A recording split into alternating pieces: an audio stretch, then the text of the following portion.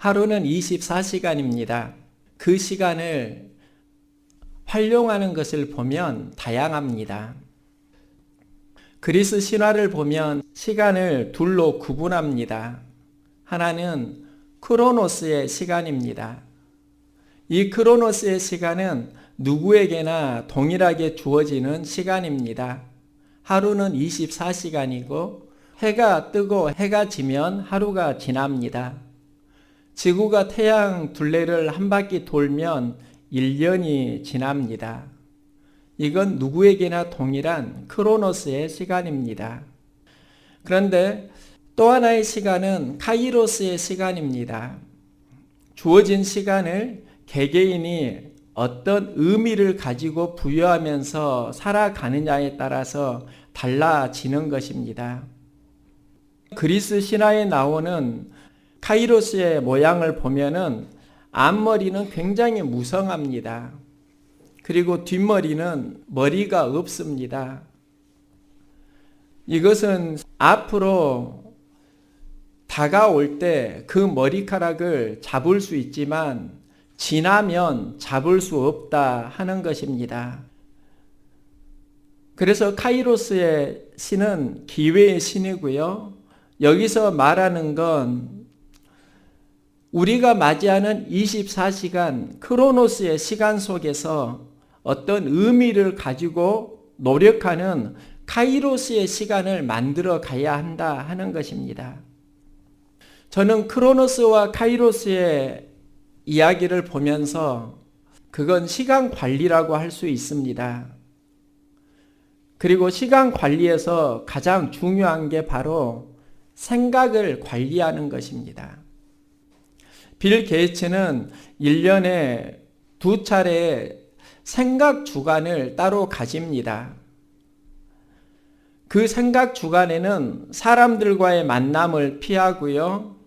홀로 아이디어에 집중을 합니다. 여기서 기업이 나아갈 방향과 비전을 발견합니다. 그가 경영자로 성공할 수 있었던 비결을 나는 1년 중에 생각 주간을 가졌기 때문이다. 이렇게 말합니다. 빌 게이츠의 명언 중에 이런 말이 있습니다. 경영자는 두렵지 않다. 다만 경영자의 생각이 두려울 뿐이다. 저도 생각을 참 많이 하는데요. 그런데 빌 게이츠가 말하는 생각은 목표를 정하고 집중하는 시간입니다. 윌리엄 교수는 생각은 깨우침이나 새로운 아이디어가 생각날 정도로 오랜 시간 동안 한 가지에 집중하는 것을 뜻한다. 그것은 페이스북이나 트위터에 끊임없이 방해를 받아가면서 또는 아이팟을 듣거나 유튜브에 무언가를 보면서 한 번에 20초 동안 할 수 있는 그런 건 아니다. 이렇게 말을 합니다. 그 생각은 방향을 정하고 집중하고 오랜 시간 동안 가지는 것입니다. 누구나 짧은 시간은 가집니다. 그런데 집중하는 오랜 시간이 필요합니다. 여기서 열매가 열린다 하는 것입니다. 저는 시골 과수원에서 살았는데 과수원의 열매가 맺히려고 하면 1년의 기다림이 필요합니다. 그런데 우리는 영혼을 추수할 때 이루어지지 않으면 멈추곤 합니다. 사역을 하면서 많은 가족을 만나는데요. 생각을 해보니까 상당수는 지속적인 노력이 없었다면 만나지 못할 분들입니다. 우리 교회에 항상 새벽을 깨우시는 손 장로님이 계십니다. 제가 도로가에서 전도하다가 만난 분인데요. 계속 도로가에서 전도를 하니까 나중에는 저를 찾아와서 이제 새벽 예배로 연결이 된 것입니다. 그리고 일부 예배를 드리고 가신 정집사님이 있습니다. 그런데 정집사님은요, 새벽 예배를 드릴 때 우리 교회에 오셨습니다. 그런데 참 인상적인 게 하나 있었는데 사람이 몇 명 없는데 열심히 예배를 드리더라. 그리고 그때 들었던 메시지가 계속 생각이 나서 직장 관계로 예배를 출석하지 못하지만 나중에는 직장을 조절해서 예배를 지금 드리고 계시는 것입니다. 그런데 그분이 새벽 예배를 드리고 나중에 교회 등록하기까지 1년 이상이 걸렸습니다. 그뿐만이 아닙니다. 제가 도록과 전도를 하면 계속 인사를 주고받는 집사님이 지난주에 등록을 하셨습니다. 그런데 만일 전도를 할 때 또 지속적인 노력이 없었다고 하면 연결이 되었을까? 우리 교회에서 극동방송에서 설교를 하고 있습니다. 그런데요, 우리 선원교회가 방송을 내보내면서 서둘렀다고 하면, 그리고 열매가 빨리 안 맺어진다고 하면 그 방송을 중단했을 것입니다. 그런데 계속 하다 보니까 그 방송으로 오신 박 집사님도 계십니다. 그런데 제가 사역을 한번 둘러보니까 우리가 기대하는 열매가 더디다고 멈추었다고 하면 참 만날 수 없는 분들이 우리 교회에 많이 있다는 것을 알게 되었습니다. 그러면서 우리에게 중요한 게 무엇인가? 열심히 하는 것도 좋지만 마음이 낙심될 때 지속적으로 해 나가는 건 더 중요할 수 있습니다. 생각 관리는 순간 떠오르는 그런 생각이 아니라 지속적으로 노력하면서 방향을 정하는 그런 생각을 말하는 겁니다. 그런데 기업인들이 가졌던 그 생각 관리가 우리 신앙생활에도 적용됩니다. 고든 맥도널드는 그에 져서 내면 세계의 질서와 영적 성장에서 시간 관리의 중요성을 말합니다. 신앙은 내면이 가지고 있는 생각의 무질서를, 삶의 무질서를 정리해 나갈 때 영적인 성장이 일어난다, 이렇게 이야기를 합니다. 그러면 내면의 무질서를 극복하려면 자신의 시간을 정리해야 하고, 쫓기는 분주한 시간이 아니라 여기서 말하는 게 내면화의 시간입니다. 예수님의 공생애는 3년입니다. 그다지 길지 않는 시간인데요, 예수님께서 수많은 일을 하셨습니다. 예수님이 3년의 기간 동안 인류를 구원하시는 사역을 하실 수 있었던 것은 바로 내면화의 자기 시간이 있었기 때문입니다. 여러분, 열심히 사시되 쫓기는 삶이 아니라 내면화의 자기 시간을 가질 수 있기를 소망합니다. 이 내면화의 자기 시간이 무엇인가? 기도 시간입니다. 예수님은 기도를 통해서 자기 내면화의 시간 관리를 하셨습니다. 예수님의 생애에서 가장 중요한 사건이 십자가입니다. 예수님은 십자가를 감당하는 삶을 위해 이 땅에 오시고 예수님 삶의 중심에는 항상 십자가가 있습니다.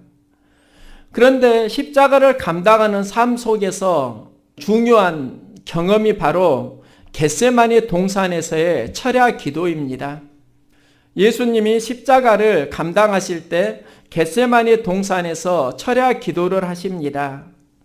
그런데 여기서 십자가를 감당하는 자기 내면화를 하시고 또 감당할 수 있는 힘을 얻으십니다.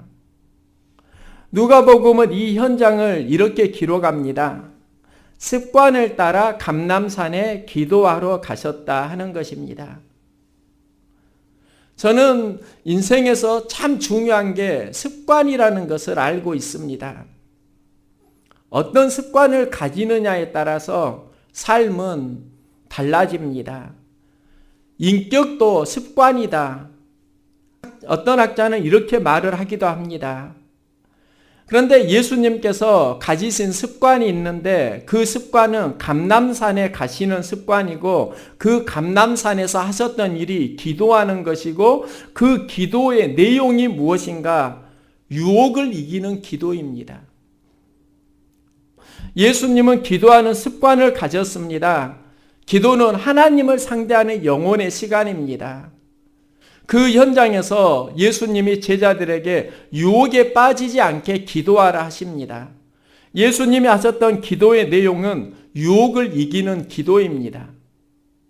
우리는 예수님이 십자가 앞에서 고난을 이기는 기도를 하셨으리라 생각하는데 예수님은 유혹을 이기는 기도를 제자들에게 당부하십니다.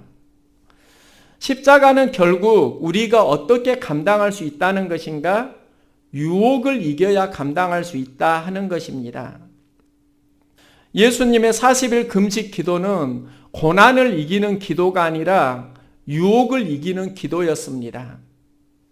마귀의 유혹을 예수님은 기도하면서 물리칩니다.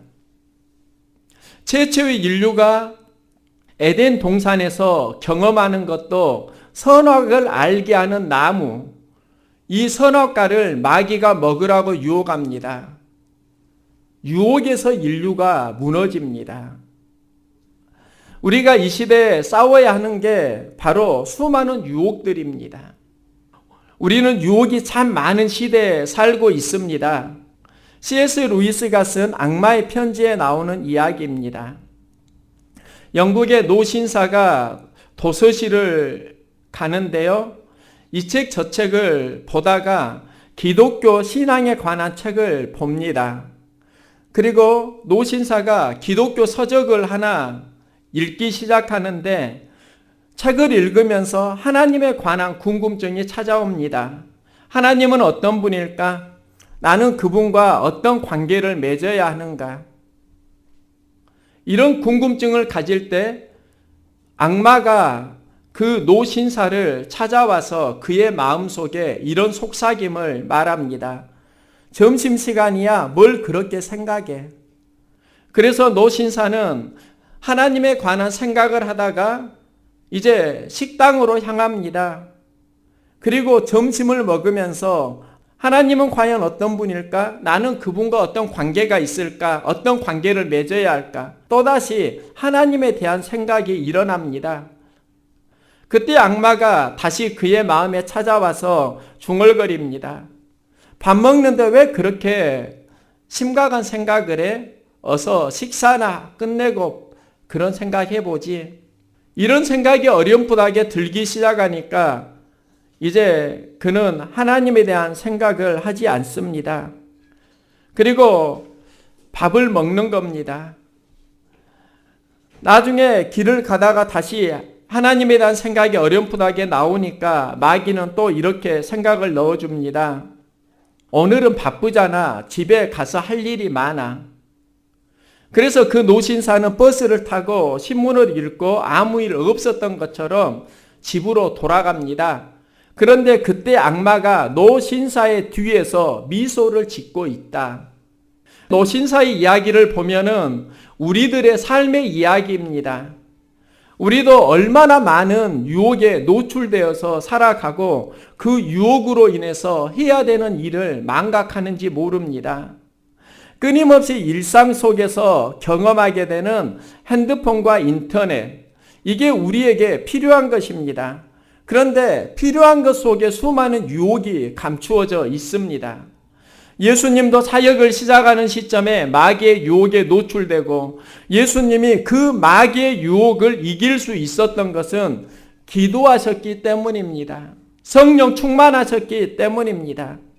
우리가 그리스도인으로 살기 위해 해야 하는 것이 바로 예수님이 하셨던 기도이고 그 기도의 핵심이 유혹을 이기는 기도입니다. 여러분의 삶 속에 수많은 유혹이 있지 않습니까? 그 유혹으로 인해서 하나님께 나아가는 그 관계가 많이 단절되는 경우는 혹시 만나지 않습니까? 그리스도인으로 여러분의 삶 속에 유혹을 이기는 기도가 있기를 소망합니다.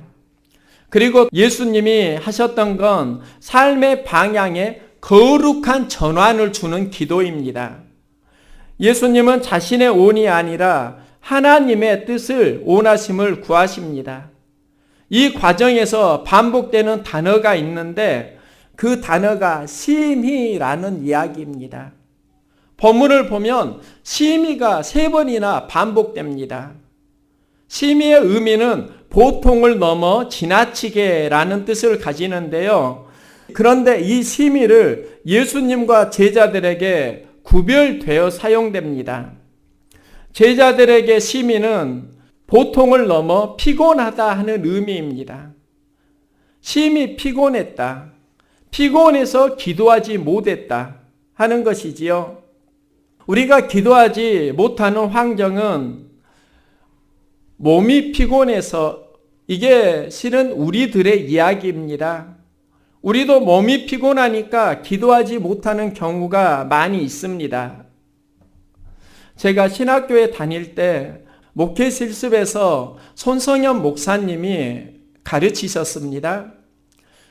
손 목사님은 그 당시에 베들교회를 개척하고 그 당시 우리들에겐 아버지와 같은 영향력 있는 목사님이셨습니다. 그런데 목회 실습에서 목사님이 기도의 중요성을 강조하시는 겁니다. 목회를 하려고 하면 반드시 기도에 집중하는 시간을 가져야 한다.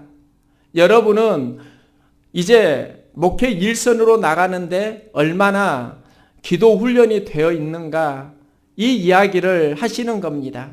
그때 한 신학생이 수업 시간에 목사님에게 이런 말을 했던 게 기억납니다.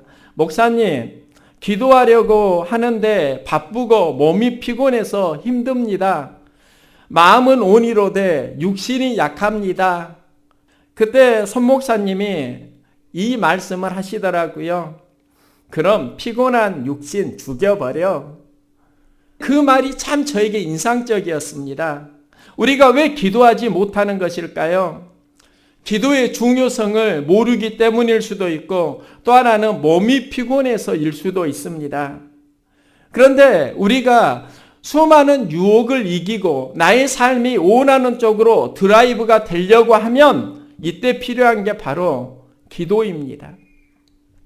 새벽 기도를 하시는 장로님이 정말 어쩔 때는 일어나기 싫었다는 것입니다.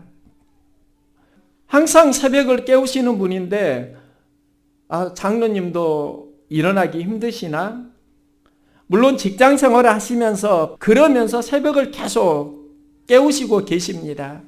그런데 이게 어떻게 가능한가?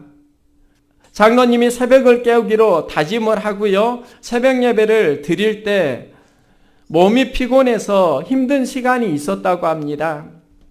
몸이 피곤하고 힘드니까 일어날 때 꿈을 꾼다는 겁니다. 그런데 그 꿈 속에서 마귀가 좀 더 자, 일어나지 마, 이 이야기를 계속 하더라는 겁니다.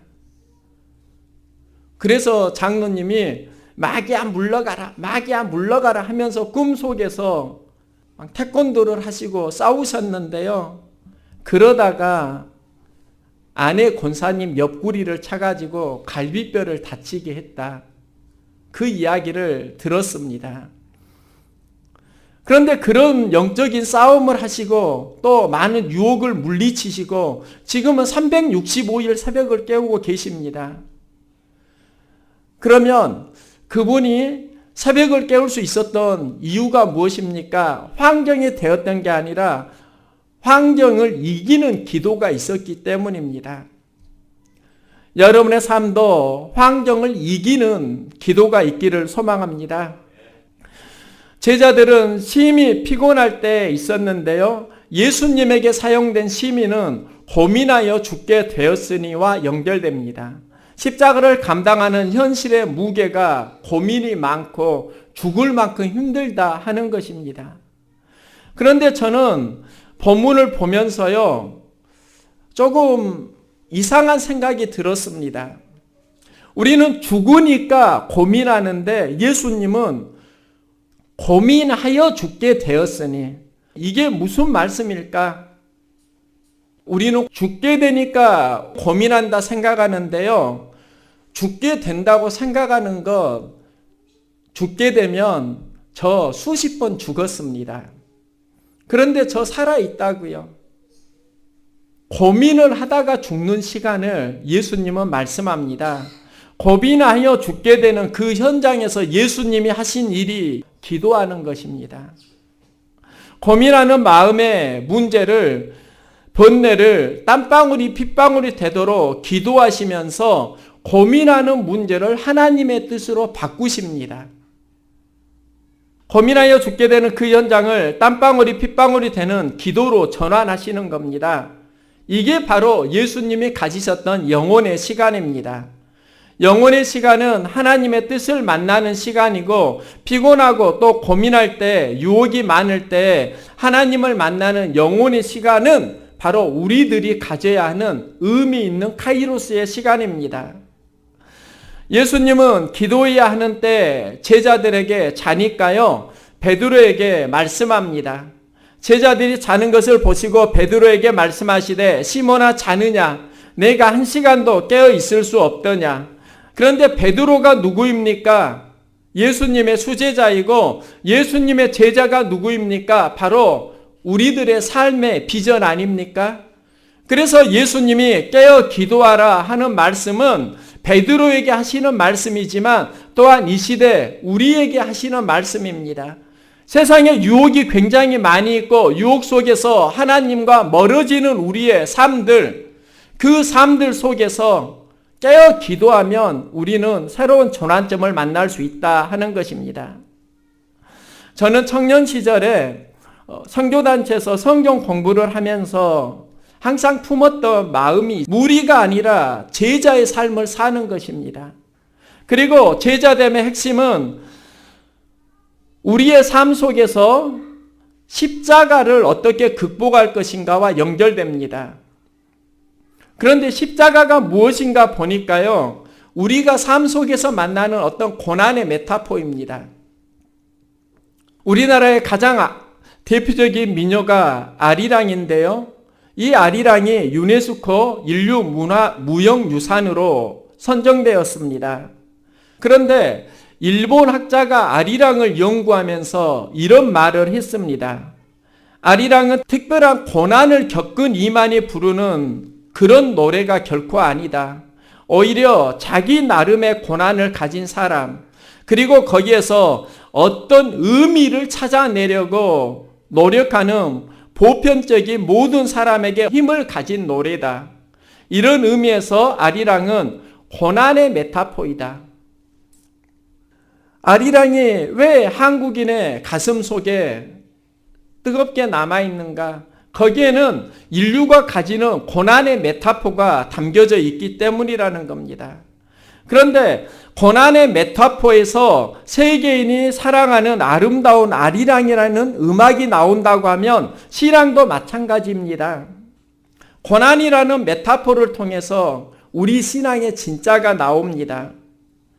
성경에서 십자가는 고난의 메타포입니다. 우리가 만나는 수많은 고난은 어떻게 극복할 것인가? 예수님은 베드로에게 시몬아 자느냐? 내가 1시간도 깨어 있을 수 없더냐? 고난이 다가올 때 1시간 깨어 기도할 수 없느냐? 이 말씀을 하십니다. 그런데 베드로에게 하셨던 말씀이 나에게 주시는 말씀이더라고요. 그리고 예수님도 고난의 메타포를 만날 때 깨어 기도하는 영혼의 시간을 가지셨습니다. 여기서 하나님의 뜻을 붙잡습니다. 하나님의 뜻을 붙잡는 이 전환점이 나의 온대로 마옵시고 아버지의 온대로 하옵소서입니다. 예수님이 십자가에서 죽으실 때 예수님의 마지막 순간을 이렇게 기록합니다. 예수께서 신포도주를 받으신 후에 이르시되 다 이루었다 하시고 머리를 숙이니 영원히 돌아가시니라. 예수님이 십자가를 감당하실 때 2가지의 포도주를 경험하십니다. 하나는 쓸개 탄 쓴포도주이고 다른 하나는 식초를 탄 신포도주입니다. 예수님은 쓴 포도주는 거절하시고 신 포도주는 들이키십니다. 그런데요, 쓸개탄 신 포도주는 고통을 감소시키는 마취제 역할을 합니다. 그러면 힘들 때 당연히 쓸개탄 신 포도주를 들이마셔야 되는데 예수님은 그 포도주를 거절하십니다. 그리고 반대로 신 포도주는 그 안에 식초가 들어있고 정신이 몽롱해질 때 정신을 바짝 들게 합니다. 예수님은 십자가의 고통에서 쓸개탄 쓴 포도주를 통해서 자기의 고통을 줄이셔야 하는데 정신이 힘들고 몽롱해질 때 신 포도주를 들이키십니다. 정신을 차리시고자 신 포도주를 마십니다. 예수님은 왜 신 포도주를 마시셨을까요? 고난의 메타포를 만날 때 하나님이 허락하신 사명을 기억하는 겁니다. 그리고 정신을 바짝 차리고 온전히 감당하는 것입니다. 그러면서 다 이루었다 하시고 머리를 숙이니 영혼이 돌아가시니라. 예수님은 신 포도주를 들이키시고요, 정신을 회복하시고 마지막으로 다 이루었다 선포하십니다. 누구에게 돌아가십니까? 내 영혼을 아버지 손에 부탁하나이다. 영혼의 시간으로 돌아가시는 것입니다. 예수님이 십자가에서 이루셨던 시간은 바로 하나님을 만나는 영혼의 시간입니다. 우리가 이 시대에 가져야 하는 영혼의 한 시간이 무엇인가? 여러분, 삶이 힘들 때 고민하는 시간이 있지 않습니까? 고민하여 죽게 되는 그 시간이 있지 않습니까? 그 고민하는 시간을 기도 시간으로 바꿀 수 있기를 소망합니다. 우리가 보면은요, 고민을 많이 하는데 건강한 고민이 아니라 우리의 삶을 좀먹는, 지치게 하는, 무너뜨리는 낙심, 그 고민이 우리의 삶 가운데 굉장히 많이 있습니다. 그런데 누가 그 문제를 해결하는 힘을 얻는가? 그 낙심과 고민이 찾아올 때 그 시간을 기도 시간으로 바꾸는 사람, 그가 고난의 메타포 속에서 생명을, 새로운 희망을 만들어내는 겁니다. 여러분 삶 가운데 고민하는 시간을 기도 시간으로 바꿀 수 있기를 소망합니다. 그리고 편한 삶을 누리길 원하는 그 욕망 누구나 다 있습니다. 그런데요, 그 편한 삶 때문에 하나님과의 관계가 침해를 받는다고 하면 이제는 기꺼이 불편해지는 경건의 시간을 맞이할 필요가 있습니다. 육신의 시간 속에서 영혼의 시간을 만나는 영성, 영혼의 시간을 만나는 그 사람이, 그 기도가 십자가를 감당하게 됩니다. 여기에서 새로운 풍요로움을 경험할 수 있을 것입니다.